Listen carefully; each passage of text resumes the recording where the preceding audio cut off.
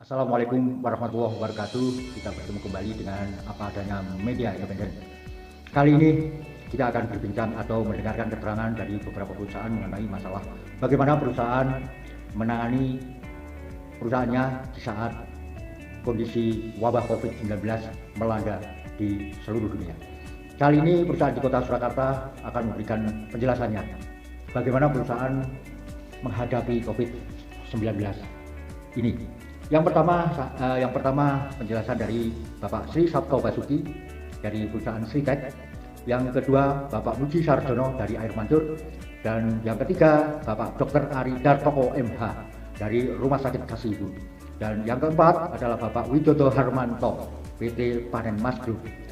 Dan juga kami juga menghadirkan komentar dari Kepala Dinas Tenaga Kerja Jawa Tengah mengenai perusahaan dan tenaga kerja yang tentu juga berimbas akibat daripada COVID-19, yaitu Ibu Sakinah Rosela Sari. Nah, dengarkan komentar berikut. Kami bergerak di bidang tekstil dan produk tekstil. Nah, ini sangat jelas terdampak karena kaitannya dengan labor cost. Jadi perusahaan yang kita padat karya, nah, COVID ini betul-betul memporak-porandakan. Tetapi ada sisi baiknya. Sisi baiknya apa? Kita konsolidasi ke dalam dan membangun inovasi. Nah, ini saya pikir yang membuat kita bisa bertahan. Karena mau nggak mau kita merasakan dan bagaimana kita survive. Nah, proses survive ini sekarang sudah mulai agak sedikit karena kesehatan bisa dikendalikan, dalam arti kita semua sudah mulai aware, maka ada pertumbuhan ekonomi secara perlahan. Nah, ini yang harus sama-sama kita semua melihatnya ke sana. Karena kalau semua terlockdown, nah ini bahaya. Kita tidak bicara resesi karena kita sudah resesi. Tapi bagaimana harapan untuk tumbuh, untuk hidup ini tetap terjaga. Mungkin itulah, jadi inovasi kuncinya di situ. Bagi kami susah sekali karena perbankan dan sebagainya ini juga menutup pintu, tidak seperti dengan usaha-usaha yang lain. Nah, ini saya pikir menjadi catatan kita semua, bagaimana semua dunia usaha itu bersatu kemudian menyikapi secara positif. Nah, pemerintah harus apa? Pemerintah tetap harus hadir, kan gitu ya. Pemerintah harus hadir, berbagi tugas, bagaimana peran dunia usaha dan industri ini juga didorong. Kemudian pemerintah sendiri juga masuk di relung-relung yang tidak bisa tersentuh oleh dunia usaha. Ini artinya apa? Artinya ya kita bicara gotong royong, ya ini harus mulai kita tunjukkan gotong royongnya. Mungkin itu Pak Zami. Jadi harapan kita ya Solo ini harus lebih baik lah. Solo ini menjadi barometer di Indonesia. Jadi ke depan Solo berbeda dengan yang lain. Solo harus menemukan cara untuk kita bisa pemerintah kota juga sudah maksimal berusaha. Saya pikir tinggal kita semua aware dan lebih hati-hati lagi untuk memperhatikan kasus-kasus kecil baru tidak keluar lagi. Mungkin itu Pak Zami. Jadi diskusi ini juga perlu dilanjutkan sehingga semakin ke bawah, semakin spesifik dan semakin tepat sasaran.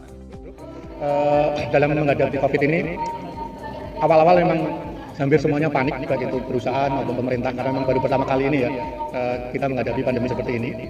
Dari pemerintah ada yang melockdown beberapa daerah, dari perusahaan pun banyak teman-teman yang mem-PHK-kan atau merumahkan karyawan karena memang secara ekonomi sangat turun drastis. Tetapi setelah mulai Juli Agustus indeks purchase manufacturing sudah mulai meningkat, jadi dari situ sudah pertumbuhan ekonomi sudah mulai meningkat, walaupun di saat-saat Q1 2020 itu minus 5-an ya.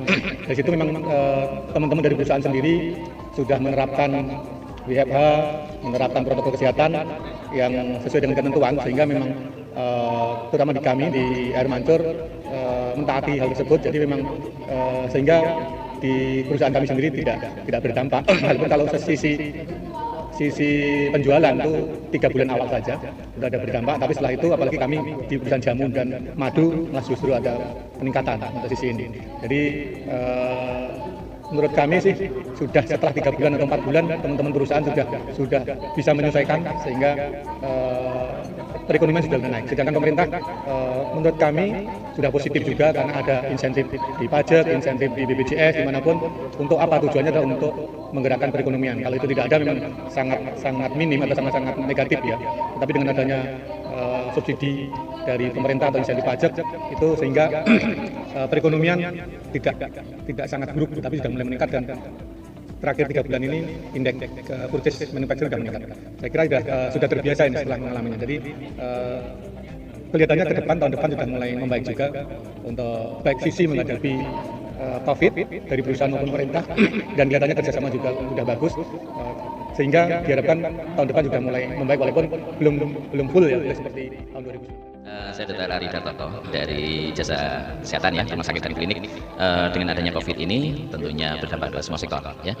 Juga berdampak pula di dalam dunia kesehatan ya. Kita tahu semua bahwa dengan adanya COVID-19 ini banyak hal-hal yang harus kita sesuaikan. Tapi satu hal yang menjadi nilai positif untuk kita semua sebagai masyarakat adalah protokol kesehatan ya, hidup sehat. PHBS yang zaman kecil dulu kita didengung-dengungkan, ini saatnya kita laksanakan. Pola hidup sehat ini adalah satu hal yang bisa kita dapatkan untuk nilai positif ya yang kita dapatkan dari COVID ini. Kembali ke industri ya, bagaimanapun untuk industri kesehatan tentunya juga berdampak. Kita tahu dengan adanya COVID, semua takut akan penyakit tersebut ya. Apalagi COVID ini disebut dengan penyakit seribu wajah ya, akan memberikan bentuk yang bervariasi sekali, sehingga kita dari tenaga medis pun juga kesulitan untuk mengantisipasi tersebut. Sehingga baik dokternya, baik pasiennya itu menjadi ketakutan untuk bertatap muka. Sehingga di dalam industri kesehatan, baik rumah sakit maupun klinik, ini menjadi tantangan. Bagaimana upaya untuk bisa melenting, menyesuaikan dengan kondisi yang ada, sehingga industri kesehatan ini bisa tetap berlangsung dengan tidak memphk karyawan dan seterusnya ya. Dengan adanya COVID, dengan kita merawat pasien-pasien COVID, tentunya banyak hal yang akan menjadi pengeluaran yang cukup banyak, terutama di dalam APD ya. Kita tahu untuk menjaga COVID ini membutuhkan banyak sekali APD yang dibutuhkan. Di sisi lain tentunya untuk menjaga kualitas dan juga stamina kondisi dari staf kita. Sehingga masing-masing akan berusaha menyesuaikan diri. Contoh dengan adanya telemedicine, itu salah satu komunikasi yang bisa dibentuk oleh dokter maupun pasien, sehingga untuk kesehatan para karyawannya juga bisa terjaga. Yang kedua adalah home care ya. Dengan adanya home care itu juga bisa melakukan solusi kesehatan bagi pasien maupun tenaga kesehatannya. Tentunya semuanya itu sesuai dengan protokol. Punya trik yang terkait dengan mengatasi permasalahan bisnis yang berlangsung selama masa-masa pandemi ini adalah yang pertama, dari awal kita harus memberikan pengertian kepada manajemen dan juga kepada seluruh karyawan. Bagaimana proses yang dilakukan, bagaimana menghadapi kondisi ini, bagaimana kemudian kita membuat solusi-solusi yang terkait dengan pembinaan mental, pembinaan preparation yang terkait dengan kondisi itu, sampai dengan kita mencoba untuk melakukan pendekatan-pendekatan baik persuasif, direct ataupun indirect. Ini yang akan membantu eksistensi dari perusahaan itu tetap berjalan. Banyak hal yang ditempuh seperti training, pemberdayaan manpower, kemudian program-program peningkatan kapasitas dan kualitas manpower yang ada. Sembari dari pihak manajemen dan marketing mencoba untuk mencari solusi yang terbaik. Baik mungkin untuk mencari kembali sourcing market order yang ada di luar ataupun yang ada baik di dalam negeri ataupun yang ada di luar negeri. Sehingga dengan demikian kita tidak akan kehilangan momen terkait dengan bagaimana surviving dari karyawan yang ada secara mental ataupun secara fisik mereka. Kita nggak bakal kehilangan mereka. Yang kedua di sini kita juga dari kesiapan dan kesigapan dari mental dan fisik dari karyawan sendiri akan membuat semakin lebih confident dari pihak manajemen untuk dia tetap juga survive. Bagaimana caranya mencari sourcing sumber energi, yaitu berupa makanan atau order untuk menghidupi karyawan dan perusahaan itu. Maka dengan trik itulah kami tetap bisa survive sampai per hari ini. Sampai per hari, bahkan sekarang justru kami kewalahan dengan existing order yang sudah kami terima. Sehingga justru bukannya kami collab, tapi justru kami sekarang justru menambah dan ingin menambah kapasitas yang ada. Ya ini sebagai masukan buat teman-teman di factory lain, di lembaga usaha yang lain.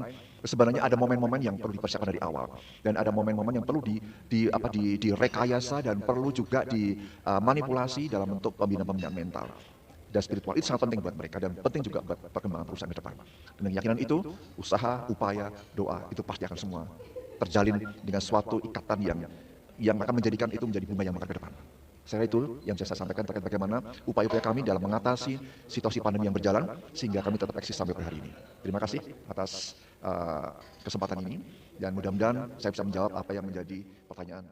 Provinsi Jawa Tengah dalam rangka menghindari adanya penularan COVID-19 di perusahaan atau di pabrik. Jadi untuk menghindari klaster pabrik itu kami melakukan protokol kesehatan, pengecekan bagaimana pelaksanaan prokes di perusahaan-perusahaan diterapkan. Jadi kami memiliki 160 pengawas ketenagakerjaan. Kami ingin memastikan bahwa semua pekerja terlindungi keselamatan dan kesehatan kerjanya melalui apa? Melalui pengecekan antara lain kalau kondisi COVID seperti ini begitu masuk ke perusahaan kan harus mencuci tangan, kemudian dicek suhu tubuhnya, memakai memakai masker. Kemudian di dalam perusahaan itu juga ada physical distancing atau berjarak. Nah, ini kami memastikan itu. Jadi jangan sampai bahwa tempat kerja malah menjadi tempat penularan.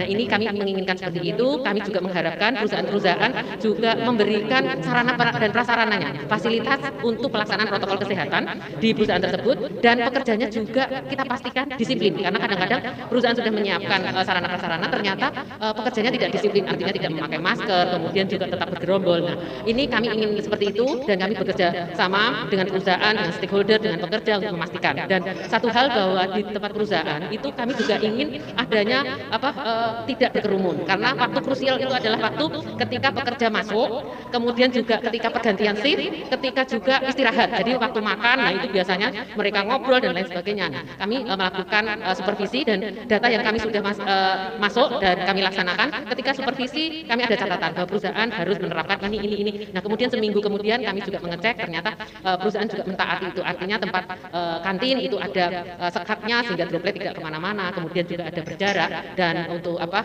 pekerja ketika shift juga diatur, kemudian juga berjarak, dan pastinya tidak terjadi gerombolan atau tidak ada jarak. Nah, ini kami untuk menghindari itu. Jadi sampai dengan hari ini, jadi sampai dengan kemarin tanggal 9 November kami sudah mengecek ke 6.120 perusahaan dan memastikan bahwa protokol kesehatan sudah diterapkan di perusahaan-perusahaan tersebut. Itu perusahaan yang kelas besar dan menengah, dan setiap hari kami berserta 160 pengawas ketenagakerjaan memastikan bahwa keselamatan dan kesehatan kerja di perusahaan-perusahaan untuk melindungi para karyawan sehingga terbebas dari tempat penularan di perusahaan atau di pabrik.